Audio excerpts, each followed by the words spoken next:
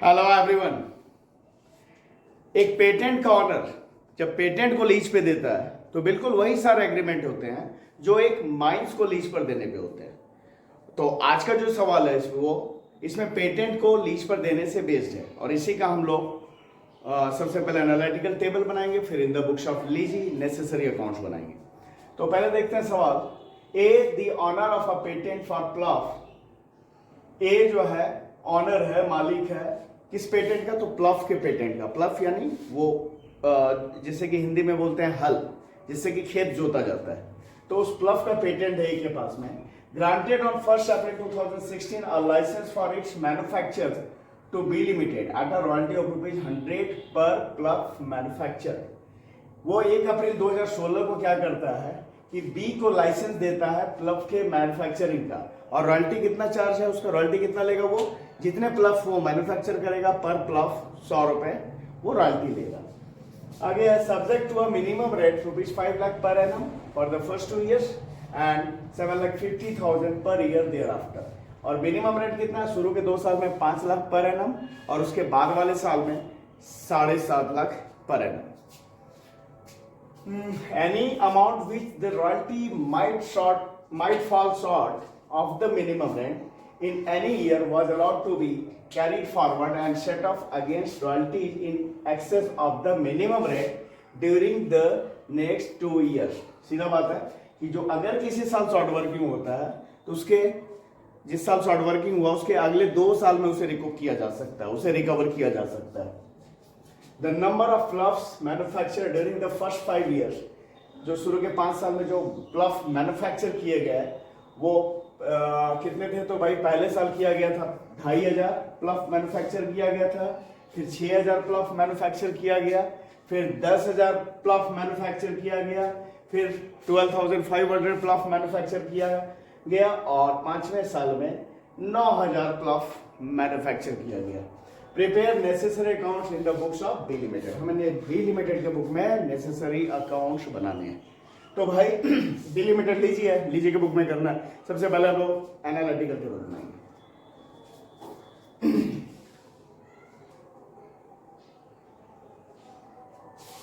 क्या होगा? ईयर, उसके बाद में आउटपुट। अच्छा, आउटपुट ये नंबर्स में है ना, यूनिट्स या नंबर्स बोले, आउटपुट इन यूनिट लिख देते हैं। और उसके बाद ईयर, आउटपुट, फिर रॉयल्टीज, फिर मिनिमम रेंट, फिर शॉर्ट वर्किंग, उसके बाद शॉर्ट वर्किंग, रिकूप,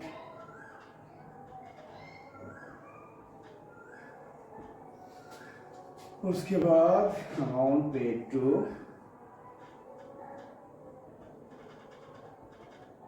लैंडलॉर्ड और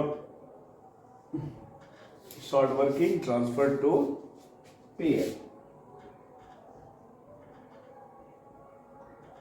ट्रांसफर्ड टू पीएल। यहाँ कौन सा अमाउंट जाता है? तो वो शॉर्ट वर्किंग का अमाउंट जो अब अनरिकूपेबल हो गया, जिसे रिकूप नहीं किया जा सकता, उसे प्रॉफिट एंड लॉस अकाउंट में ट्रांसफर करते हैं। ठीक है। रॉयल्टीज कैसे है? ₹100 पर यूनिट। ठीक है। ईयर भाई कब लिया? 1 अप्रैल 2016 को। तो 2016, 17, 2017, 18, 2018, 19, 2019, 20, 1, 2, 3, 4 और 5 2020, 21। ठीक है। आउटपुट कैसे? तो आउटपुट हुआ शुरू में पहला साल 2,500 ना, 2,500 यूनिट, 2,500 क्लब बना था पहला, फिर 6,000 बना, फिर 10,000 बना, उसके 12,500 बना, और फिर 9,000।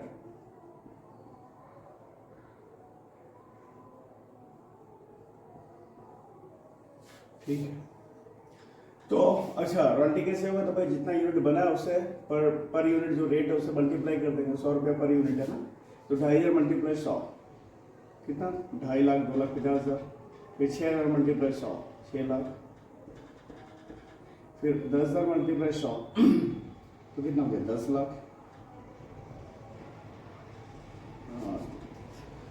उसके बाद 12,500, 12,500 मल्टीप्लाई 100 तो 12,50,000। फिर 9,000 मल्टीप्लाई 100 तो 9 लाख।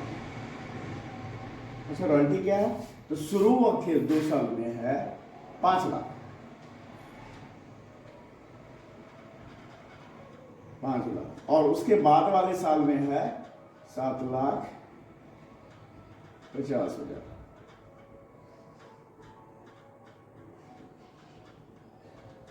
ठीक है, अब ऐसे चलते हैं। शॉर्ट वर्किंग, सो पहला साल तो शॉर्ट वर्किंग है क्योंकि रॉयल्टी मिनिमम रेंट से कम है। जब रॉयल्टी मिनिमम रेंट से कम है तो जो डिफरेंस है वही शॉर्ट वर्किंग होता है। कितना कम है? तो 5 लाख माइनस 2.5 लाख, तो 2.5 लाख का शॉर्ट वर्किंग है। और शॉर्ट वर्किंग को रिकूप करने का क्या है? उसके अगले 2 साल में रिकूप कर सकते हैं। मतलब यहाँ हुआ है 16-17 में, उससे 17-18 में और 18-19 में रिकूप कर सकते हैं। ठीक है, तो शॉर्ट वर्किंग यहाँ हुआ है पहले साल। अच्छा शॉर्ट वर्किंग जो हुआ है तो शॉर्ट वर्किंग को कोई बात नहीं, लैंडलॉर्ड को कितना पे करेंगे? तो कम से कम तो मिनिमम रेंट पे करते हैं, तो मिनिमम रेंट 5 लाख है, वो पे करेंगे। उसके बाद वाले साल में सरप्लस है क्योंकि रॉयल्टी ज़्यादा है, मिनिमम रेंट कम है, तो जो सरप्लस है, कितना सरप्लस है? 6 लाख माइनस 5 लाख, 1 लाख का सरप्लस है, तो 1 लाख ये शॉर्ट वर्किंग रिकूप कर लिया। अब लैंडलॉर्ड को कितना? 6 लाख में 1 लाख रुपया रिकूप किया, तो 6 लाख माइनस 1 लाख, 5 लाख पे कर देंगे। उसके बाद वाले साल में फिर आया है सीधे सरप्लस है क्योंकि रॉयल्टी 10 लाख जबकि मिनिमम रेंट 7.5 लाख, तो 2.5 लाख सरप्लस है, तो 2.5 लाख थोड़ी रिकूप करेंगे। हमारा रिकूप करने के लिए कितना बचा है? पिछला नुकसान कितना बचा है? तो 2.5 लाख में 1 लाख तो रिकूप हो गया है, 1.5 लाख और बच रहा है, 1.5 लाख और रिकूप कर लेंगे और लैंडलॉर्ड को पे कर देंगे 10 लाख माइनस 1.5 लाख, 8,50,000। ठीक है, उसके बाद वाले साल में आते हैं तो यहाँ पे रॉयल्टी 12.5 लाख जबकि मिनिमम रेंट 7.5 लाख, तो सरप्लस है पर कुछ नहीं करना है, पिछला रिकूप कुछ नहीं करना, तो पूरा का पूरा अमाउंट क्या है? 12,50,000 लैंडलॉर्ड को पे कर देना है। और उसके बाद वाले साल में वहाँ भी सरप्लस है, ज़्यादा ही है रॉयल्टी मिनिमम रेंट से, तो सारा के सारा अमाउंट 9 लाख का 9 लाख लैंडलॉर्ड को पे कर देंगे। ये हो गया। हाँ पहले बना लेते हैं यहाँ पे शॉर्ट वर्किंग का अकाउंट। ठीक है, किसके बुक में बना रहा है? In the books of B. B कौन है? लीजी है, लीजी के बुक में बना रहा है।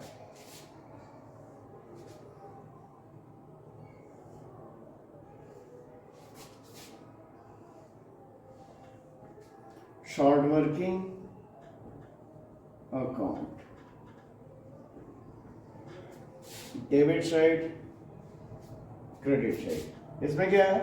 शॉर्ट वर्किंग अकाउंट में जब जब शॉर्ट वर्किंग होता है तो डेबिट में टू लैंडलॉर्ड, और जब रिकूप होता है जिस साल उस साल क्रेडिट में बाय लैंडलॉर्ड, और बैलेंस आगे कैरी होता जाता है। जो शॉर्ट वर्किंग रिकूप नहीं हो पाता है उसे हम प्रॉफिट एंड लॉस अकाउंट में ट्रांसफर करते हैं। तो जब ऐसा स्थिति बनता है उस समय bye profit and loss account हो जाता है, पर वो यहाँ पे आने वाला नहीं है क्योंकि जो शॉर्ट वर्किंग हुआ है वो फिर अगले 2 साल में जाकर रिकूप भी हो गया। तो शॉर्ट वर्किंग अनरिकूपेबल कुछ भी नहीं रहा, इसलिए पीएल में कुछ भी नहीं जाना है।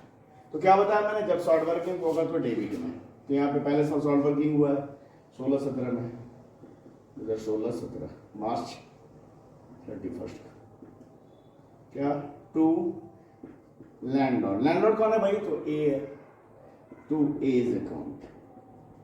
कितना शॉर्ट वर्किंग था? 2,50,000, 2,50,000।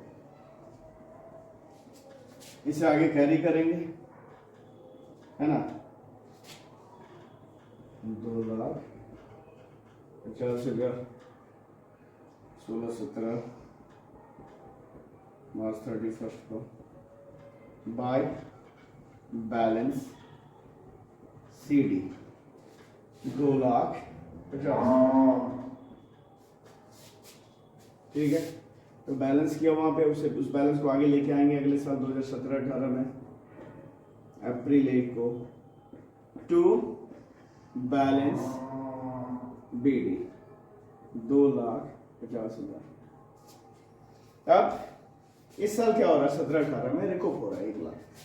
तो 2017-18 जब रिकॉप होगा क्या होता है, जब शॉर्ट वर्किंग हुआ तो डेबिट में टू लैंडलॉर्ड, ए है लैंडलॉर्ड, और जब रिकॉप होगा तो क्रेडिट में बाय लैंडलॉर्ड, मार्च 31 बाय एज अकाउंट 1 लाख रिकॉप हो गया। ठीक है, अब शॉर्ट वर्किंग कितना बचा भाई, 1 लाख तो रिकॉप हो गया, तो 2.5 लाख में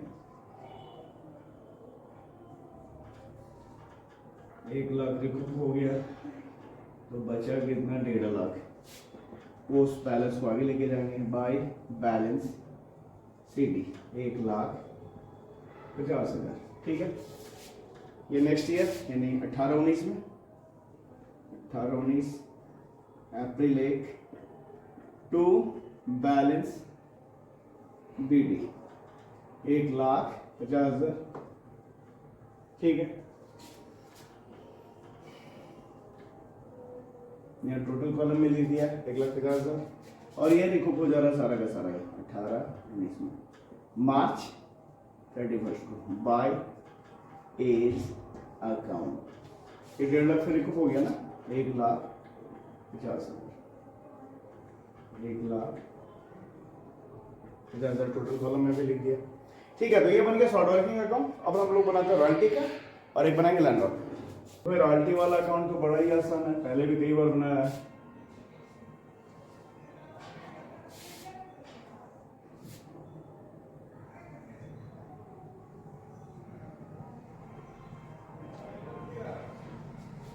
ठीक है, क्या बना रहा है, royalties account, debit credit, date particular amount, date particular amount. क्या है रॉयल्टी अकाउंट में, डेबिट में टू लैंडलॉर्ड और क्रेडिट में by profit and loss account. ठीक है ना, तो यही होना है हर साल, और कोई बैलेंस आगे कैरी नहीं होना है। 2016-17 से शुरू है, 2016-17 मार्च 31 टू एज अकाउंट, यही लैंडलॉर्ड, कितना रॉयल्टी हुआ है, 2.5 लाख, 2,50,000। ठीक है, क्लोज हो गया अकाउंट। और इस तरफ रॉयल्टी को क्या, end of the year PL में ट्रांसफर कर देते हैं हर साल, तो उसके लिए मार्च 31 को bye profit and loss account 2,50,000, या by statement of profit and loss account भी लिख सकते हैं, profit and bye profit and loss account लिखे हैं, या फिर by statement of profit and loss account, ये भी लिख सकते हैं। फिर नेक्स्ट ईयर 17-18 फिर मार्च 31 टू एज अकाउंट, कितना रॉयल्टी दूसरे साल, 6 लाख, 6 लाख।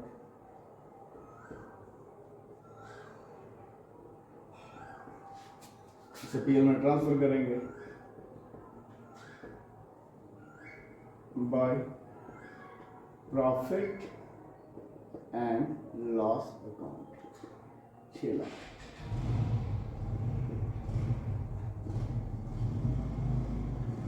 ठीक है, उसके बाद वाले साल तीसरे साल 18-19 मार्च 31 टू एज अकाउंट, कितना रॉयल्टी हुआ है, 10 लाख।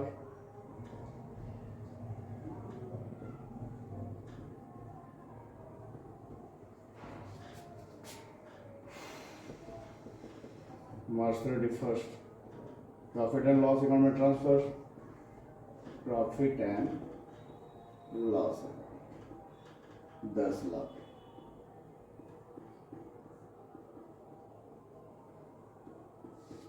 फिर चौथे साल 2019-20 मार्च 31 टू एज अकाउंट कितना 12,50,000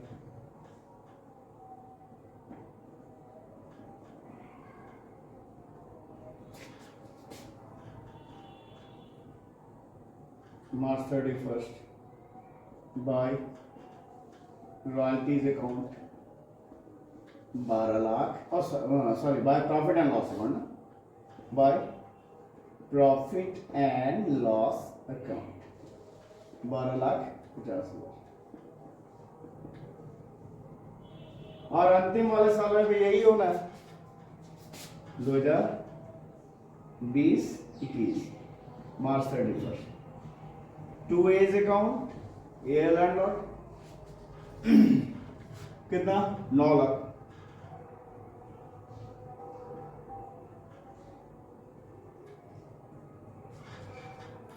और उस तरफ by profit and loss account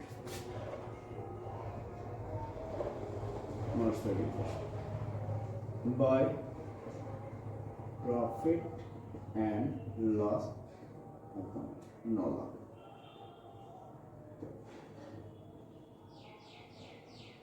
बन गया ये रॉयल्टी का अकाउंट।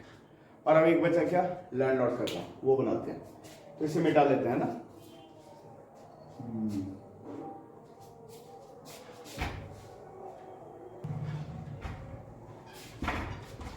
तो अब बनाते हैं हम लोग लैंडलॉर्ड का अकाउंट। कौन है लैंडलॉर्ड? ई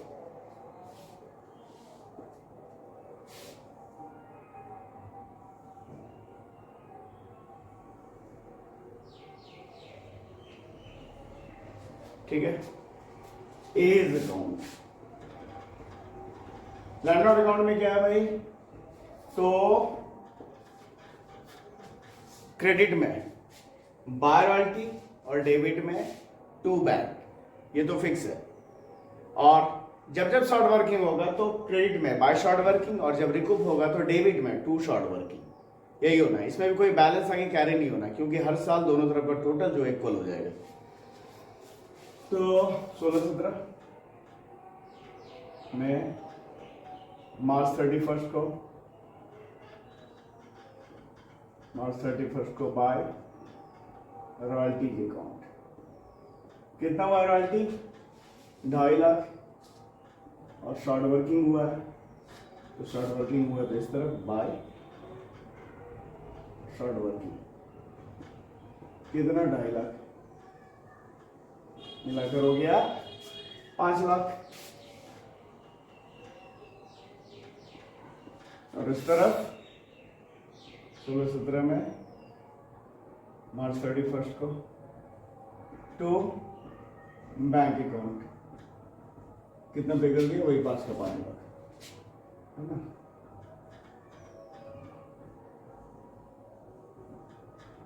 उसके आगे वाले साल में 17-18 मार्च 31 को बाय रॉयल्टीज अकाउंट रॉयल्टी कितना 6 लाख, यानी शॉर्ट वर्किंग नहीं हुआ है। हाँ शॉर्ट वर्किंग रिकूप हुआ है ना, 1 लाख रिकूप हुआ है। तो क्या बताया, जब शॉर्ट वर्किंग होगा तो क्रेडिट में बाय शॉर्ट वर्किंग और जब रिकूप होगा तो डेबिट में टू शॉर्ट वर्किंग होगा। सबसे पहले तो पेमेंट 17-18 मार्च 31 को टू बैंक अकाउंट 5 लाख पे कर दिया लैंडलॉर्ड को और रिकूप किया 1 lakh to short working account 1 lakh हो गया 6 लाख।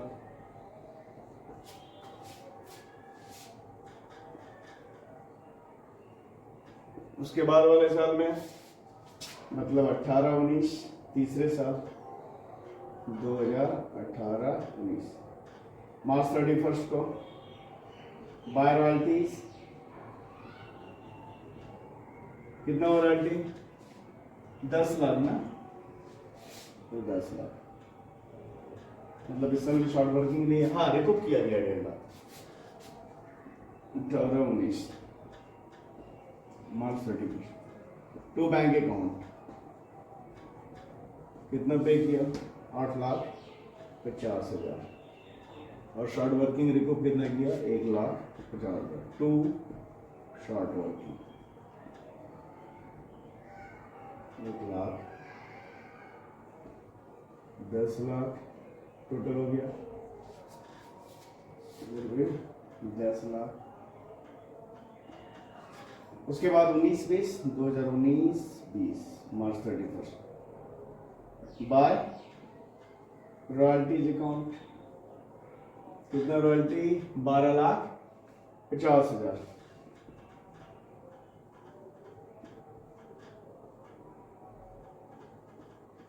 ठीक है। और ये 12,50,000 पूरा का पूरा पे कर दिया 2019 मार्च 31 को टू बैंक अकाउंट 12,50,000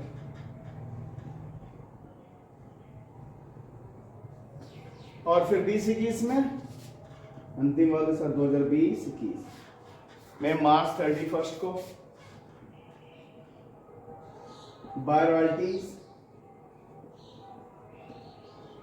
कितना हुआ है 9 लाख और ये 9 लाख का 9 लाख लैंडलॉर्ड को पे कर दिया है ना। तो यहां पे 2020 March 31 to bank account 9 lakh